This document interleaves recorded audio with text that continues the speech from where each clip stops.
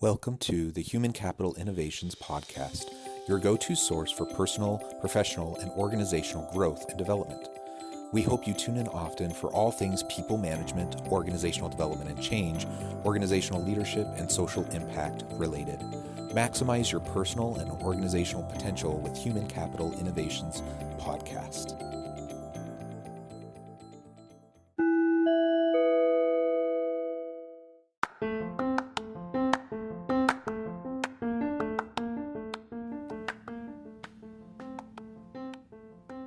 Welcome to the Human Capital Innovations Podcast. In this HCI podcast episode, I talk with Mosher about using virtual reality to develop and train teams.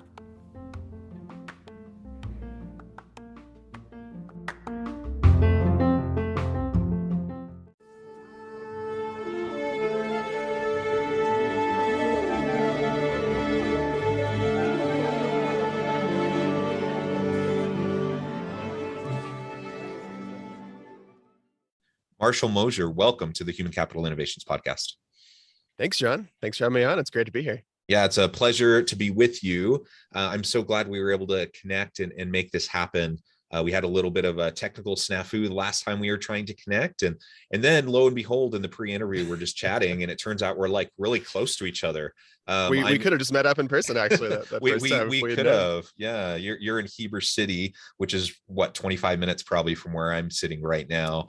And actually with Utah Lake, I've been, I work remotely out of a camper van, and I'll get more into that later on. But I've been camped out at Point of the Mountain Campground because I'm doing a lot of paragliding training for a competition. That's probably like 20 minutes from you? Yeah, 15, 20 minutes. Yeah, absolutely. Yeah. Well, very good. So you're quite the adventurer. I can't wait to hear more and learn more about all of that. And longtime listeners probably know every now and then I tease that, one of my dreams is to have a camper van and just like travel all over the US. Well, we'll have to meet up in person at some point after this, so you can check it out. I work with a company called Van Do It that builds these camper vans and helps empower people to get out there. But there's so many companies out there that are making these awesome vans, and especially up at Point of the Mountain and at the kiteboarding spot we were talking about. There's just like every other vehicle is some decked out epic camper van. Yeah, that is so cool. My wife thinks I'm crazy. We have 6 children. So the reality is this is not something that can come to fruition anytime soon. But give us another decade and then, I'll be an empty nester or close to it. And then maybe we can make it happen. So yeah, well, even as like a weekend vehicle, like for instance, Billy, one of the kiteboarders that I was just talking about, has, I think, 3 kids. They were all in a big camper van. So yeah, so fun. You can make it work. Yeah, very good. Well, we're not going to talk about camper vans today, though I actually would enjoy that. Today, we're going to be talking about using virtual reality to develop and train teams. This is Marshall's area of expertise, and so I'm excited to pick your brain, Marshall, and learn more about this important topic. And really, I mean, as we talk about the future of training and learning and development in organizations, generally, I think this is a really important thing to focus on. As we get started, I wanted to share Marshall's bio with everybody. Marshall Mosher is the host of the Inside the Adventure podcast, a world record holding action sport polyathlete and tech futurist. As the founder and CEO of Vestigo, he's bringing his passion for adventure into digital world by building the future of virtual reality adventure, digitally recreating the world's most inspiring and daunting adventure environments. So interesting, so cool. And I'm excited to pick your brain some more. Before we launch on in, anything else you would like to share with listeners by way of background or personal context? Yeah, so my passions are definitely at the intersection of adventure, technology, and entrepreneurship. And just like you were saying, we're using virtual reality to recreate these opportunities to help teams get outside of their comfort zone through these crazy adventure environments that you'd probably never be able to take your team actually to, like for instance, base camp and the Khumbu Icefall at Mount Everest. Opportunities to really help teams push past their perceived limits in a similar way to like a ropes course style experience, but obviously much more epic and just as impactful, even though we can't be together in person. So I really embrace that mindset personally as well. Like you mentioned with adventure sport athletics, being able to lead a lot of these VR sessions remotely means that I can work from a camper van. Our whole team is remote, since virtual reality is a great tool to connect people. We use that for our team as well, and I love being able to lead these really game-changing experiences for teams in what I do professionally, but then also be right next to, like I mentioned, Point of the Mountain, one of the most popular paragliding sites in the country, being able to train in real life adventure sports as well. So I love the intersection of the two. Yeah, that is so cool. And I think especially during the pandemic when travel has largely declined, though, I think over this past summer, people were getting out and doing more traveling again, but still we're not back to pre-COVID levels and people aren't getting out as much or traveling as much. And there's more virtual and dispersed teams all over the place, as people went into more virtual work. And so having some sort of a mechanism to really get people together to do these impactful team development types of training programs and experiences, I think is just really, really cool. So let's start by just kind of picking your brain. You already mentioned kind of that one way that businesses might use virtual reality. But how else are you seeing businesses use VR to develop and train teams to be more effective and more impactful? Yeah, so there's a lot of ways that businesses are using virtual reality in general, and L&D is really just one piece of that. So I like to explain virtual reality in a certain way for people who haven't tried it before.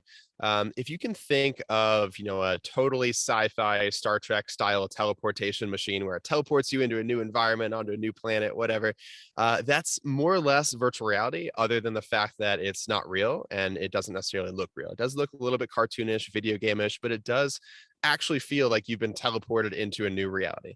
So to go over some of these terms, VR and AR. So kind of like the Star Trek holodeck, for example. Yeah, totally. Yep, it really teleports you into a new environment, and that's what virtual reality is. And if you've heard the term VR, that's what that stands for. That means that your entire environment that you're physically in is blocked out, and you just see the virtual environment. And when you move left and right, when you walk forward and back, when you pick up objects, it's all interacting with the virtual world, not the real world around you. Then you have augmented reality, which is slightly different. People have probably heard the term AR, where you still see the same world around you, but there are things in that world that are not physically there that you're seeing virtually overlaid over that world. Pokemon Go is a great example that people used to play a couple years ago, when you use your phone as the augmented reality tool and you see that virtual Pokemon running through the woods or something like that. So with virtual reality, because it can replicate that feeling of being in a new environment, it also has the power to replicate a lot of the emotional pieces that come with being in an physical environment. And that could be just simply the power of being together in person with a coworker, whether it's for a collaboration tool, whether you're standing at a virtual whiteboard doing a whiteboarding session for creativity, or just being able to get to know someone a little bit better by being in person. You can also stream your computer monitors into VR, so you can make your office space look like a regular office, or like the beach or the surface of Mars with your computer screen floating in front of you. So all kinds of productivity tools, but also a lot of leadership development tools, and that's really where we're focusing on. So because of that feeling of actually being there, it creates the same emotional reaction you'd have to an environment that induces some type of fear. And from the world of experiential learning, a lot of what I mentioned before, like the ropes course style activities, that world of experiential learning has been around forever, of using some type of challenge-based experience to help teams come together on a deeper level, bond through pushing through that emotional challenge, whether it's fear of heights like the ropes course or something else, practice communication skills, a lot of themes in leadership development that can be taught experientially. But in the old days, that had to actually be through a physical experience where your team was actually physically together. Now we can do the same type of thing, same type of emotional reaction that comes from these experiences, but for remote teams, because the ropes course, instead of being a ropes course, is a big crevasse at the base of Mount Everest. Like I mentioned, one of our experiences is this crevasse crossing experience, where the first step in climbing Everest is getting across the Khumbu icefall, this big glacier that has these big cracks in the ice. And the way that climbers actually get across these giant glaciers is with this ladder that goes across, spans this, couple 100-foot wide crack in the ice. And it's one of the most dangerous pieces as well. So we recreated that in virtual reality. And physically, you're just walking in a straight line on your living room or office floor, but your brain is telling you, I'm on this ladder over this crevasse, and if it breaks, I'm going to fall to my death. Like, even though your logical part of your brain knows it's not real, your emotional part of your brain reacts in the same way if it actually was real. And that's the emotional piece that makes the learning from the L&D perspective so much more impactful in that experiential learning way. Yeah, yeah. And experiential learning is so powerful. I'm a big believer of experiential learning in a more corporate environment, but as well as in the university space, giving students, giving employees the opportunity to really have the lived experience doing, and practicing what it is you're trying to help them develop, the skills, the competencies, or whatever. It makes a big difference. and doing it in this way with this tech enhanced, VR and AR kind of programming, I think is so cool.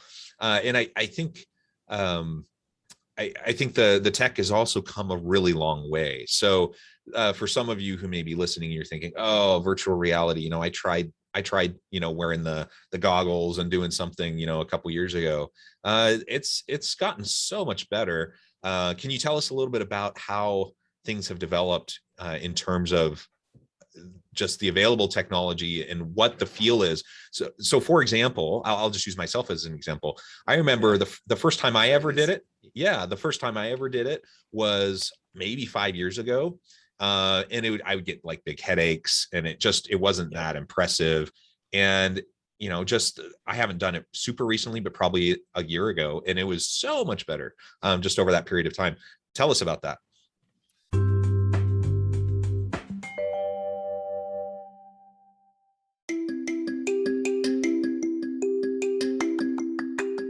I'm excited to announce the publication of my new book from HCI Press, Bluer Than Indigo Leadership: The Journey of Becoming a Truly Remarkable Leader. Early in my adult life, I learned about an Asian proverb that translates as bluer than indigo. If you think about the color indigo, it is a brilliant, deep, and vibrant blue, what some would call the bluest of blues. To have something that is bluer than indigo is rare and truly remarkable. Contrary to popular myth, there is no one-size-fits-all or cookie-cutter approach to effective leadership. There's no silver bullet, no secret sauce, no go-to model that will solve all of our problems. The truth is, great leaders have all had their unique strengths and flaws, and have all had to discover and then pave their own distinctive path in their life's journey to fulfill their leadership potential. Bluer Than Indigo Leadership will help you discover your own path and explore those ordinary, everyday actions that will help you respond to an uncertain future and produce extraordinary results for individuals, teams, and organizations.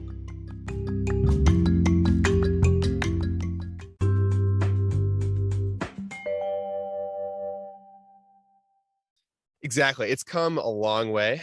And just like you mentioned, a lot of people have tried VR a few years ago and assume that it's the same rate of change as the current smartphones, like slightly better camera, new iPhone, that kind of thing. But it's actually leaps and bounds better every single year because the tech is so new. Like, imagine going from a Razor phone, BlackBerry phone to the iPhone being unveiled. Like, it's just the next generation of a phone, but it's a completely different device. That's what's happened in the past couple of years in virtual reality. So massive improvement. The latest VR headsets are these things. This is the Oculus Quest 2. There's a couple other brands out there, but Oculus tends to be pushing the bar a little bit higher than most. And this is a completely standalone headset, which means I don't need a computer or any external processing power to run this headset. And that's a really big game changer. So 5 years ago, VR headsets really needed an external computer to process them. And by external computer, I mean like a beefy gaming computer. Like, you had to have like a multi-$1,000 Alienware laptop or a big desktop Microsoft Windows computer to run it. And now it's all done in the headset itself, which is a game changer because most people aren't going to know how to set up the big complicated system. You had to have cameras in the four corners of your room called lighthouses that tracked where you were. Now those cameras are actually built into the front of the headset itself. You see these four cameras on the edge. So it's come way further along than it was before, and it's created a very consumer friendly, cheap headset to the point where anyone can use it.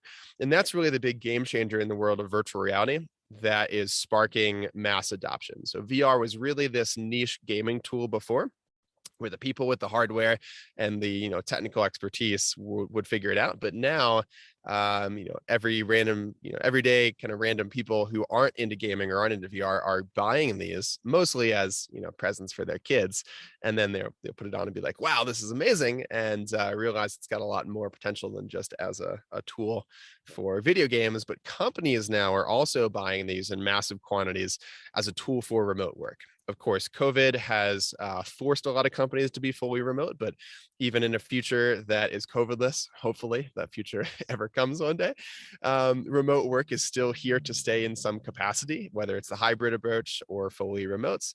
And having this as a tool for connecting teams, both on the L&D side and just on the team collaboration and meeting front side, is really going to be as much of a must-have as a personal computer and a cell phone is now. It's getting in that direction. It's not quite there yet, but in the next 5 years, I think it will be. And the price point of these headsets, it's $299 for the latest headset, which the company who makes this, Oculus, which is owned by Facebook, the rumor is that they actually produce these for a little over $1,000 and they sell them for $299. So they're heavily subsidizing the hardware. They're actually losing money in the software because they want to increase the rate of adoption, and they make that money back on the software side. So it's really a no-brainer for individuals and companies to get them the current price point. And it's such a powerful tool that enables a lot of things couldn't be done before. Yeah, that's so cool. So let's talk a little bit more about this.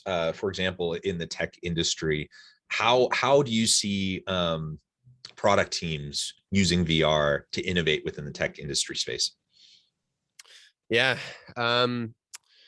So any benefit to in-person collaboration is definitely a factor of virtual reality. So for product teams that are just more creative, communicative, collaborative in person, virtual reality is going to empower that in-person feeling for people who can't be in person. It allows everything from sitting around a virtual conference room to being at a virtual, whiteboard that you can draw virtual diagrams on, but also you can create 3D virtual, images in, holograms in front of you to be able to, see things from a new perspective. Augmented reality can also do that for in-person teams. Think of kind of like, Iron Man's desk where he has these floating 3D holograms in front of him. Well, that's a not too distant future reality in augmented reality, but also in virtual reality. It's even easier because your whole environment is virtual versus just the hologram in front of you. So all kinds of ways that can empower collaboration.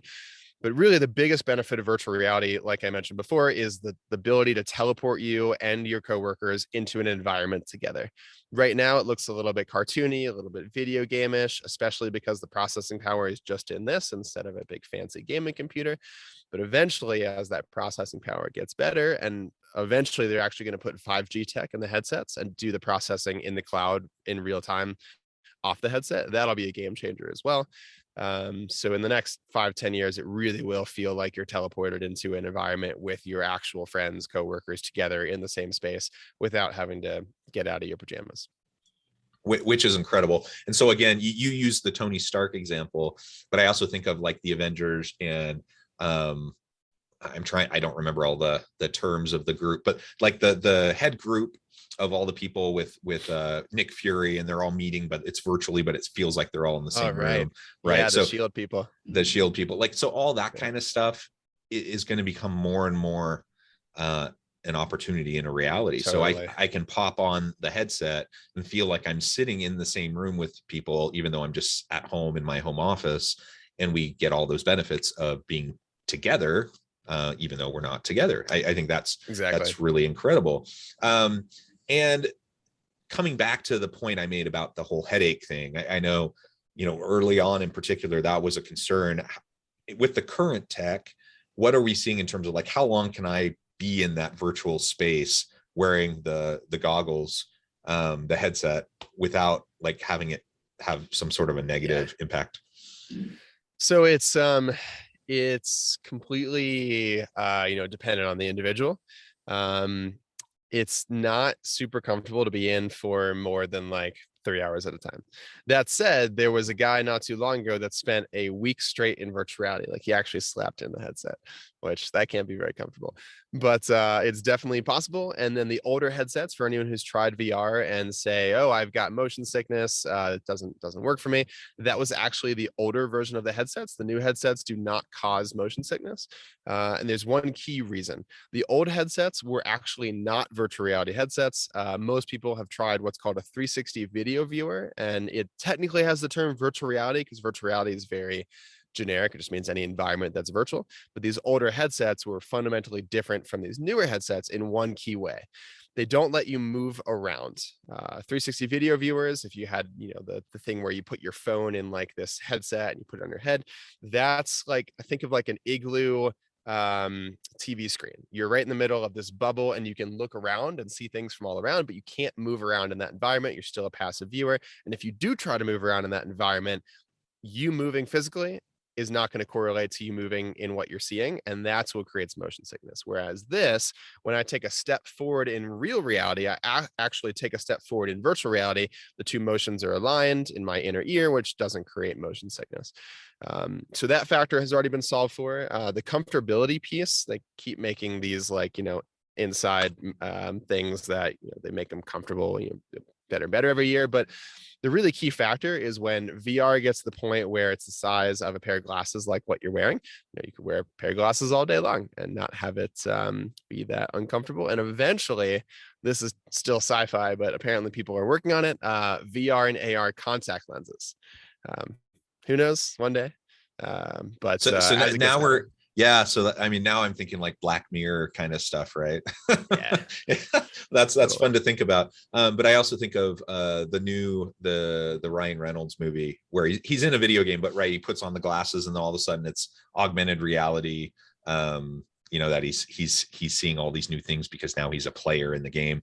So that kind of stuff, like we're just getting closer and closer. And I know it still sounds very sci-fi-ish, but I mean, we're really not that far away. And the processing power, the processing speed, the cloud-based stuff like you're talking about, that's enabling the rapid advancement of this. And so we're talking like nearly exponential like progress in this area. This isn't incremental, like you were saying with like the new cell phone release. This is really steep progress. It's moving really fast. And there's a really interesting Elon Musk interview actually about whether or not we are currently in a virtual reality simulation, which there's a compelling theory that says statistically we're more likely to actually be in a simulation right now than not, because assuming any rate of change of virtual reality getting better and better over a time period of indefinite time period, assuming humanity exists in tens or hundreds or thousands of years, then eventually we'll get to the point where the simulation is indistinguishable from real life, like the Matrix. And statistically, it's more likely we're already there than not. But you can go as deep into that rabbit hole as you want. Yeah, well, that's so fun. Okay, well, I really appreciate all the insights in the background in terms of the tech, and it's so cool to think about how VR is going to help shape team development as people spend less and less time on site together in the same physical space, but doing more and more virtually or in hybrid kind of work arrangements. And so for anyone listening who you're thinking, wow, this just really sounds like far in the distant future, pie in the sky kind of sci-fi stuff, the reality is we're getting really close. And already there's so many good capabilities that we can do with this technology. And so I would encourage people to kind of challenge your assumptions and maybe try it again and see if this might be something that can help your teams. Well, Marshall, it has been a real pleasure. The time has flown by. This has been a really fun conversation. I want to make sure that I give you the opportunity to get back to your busy day. But before we close, I wanted to let you share with listeners how they can get connected with you, find out more about your work, your team, and then give us a final word on the topic for today. Yeah, thanks, John. Well, just like you were saying, I really encourage everyone to get out there and at the very least try a headset. Find a friend who has one of these or bought one of these for their kid. Even if someone doesn't have access to one, a part of what we do is actually send these headsets for kind of like the initial interview with the company, so that we don't just talk about what we do, but we'll have the few people that direct L&D for a company actually in a virtual space together. We'll ship you a headset. So anyone who's listening who wants to try it, we're happy to give you a free demo and show you what it's like. But you can find us at vestigo.co, and really happy to help any team, whether you're partially remote or fully remote, that wants to leverage virtual reality in any way. Excited to help you get there. Perfect. Thank you so much, Marshall. It's been a pleasure. I encourage listeners to reach out, get connected, find out more about what Marshall and his team can do for you. Check out VR and try it anew and see if this might be a good answer to some of your learning and development challenges in your organization. And as always, I hope everyone can stay healthy and safe, that you find meaning and purpose at work each and every day. And I hope you all have a great week.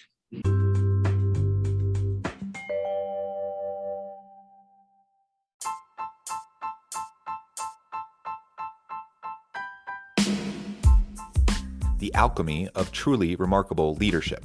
Ordinary, everyday actions that produce extraordinary results. Consider how the nature of work has shifted over the past 50 years. With increased globalization, rapid technological advancement, and the shift in economic composition, the average job of today looks very different than the average job of 50 years ago. What will the jobs and organizations of tomorrow look like? Moreover, what does this all mean for organizational leaders? What are the core competencies and capabilities of organizations and their leadership that are prepared for continued disruption and geopolitical and socioeconomic shifts? Regardless of what the future holds, increasingly, leaders need to be socially minded, data-driven, decisive, champions of talent, and disruptors of the traditional notions of leadership, teams, organizations, and work. The alchemy of truly remarkable leadership will help you to explore your own leadership competencies and capabilities and consider ways to apply and implement them into your workplace and personal life.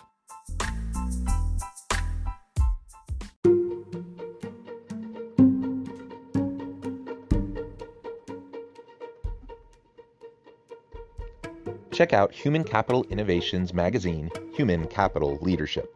Human Capital Leadership is a free, interactive e-magazine with the mission to help individuals, leaders, and organizations find innovative approaches to maximize their human capital potential. We publish issues quarterly in August, November, February, and May. Take a look at the latest issue and let us know what you think.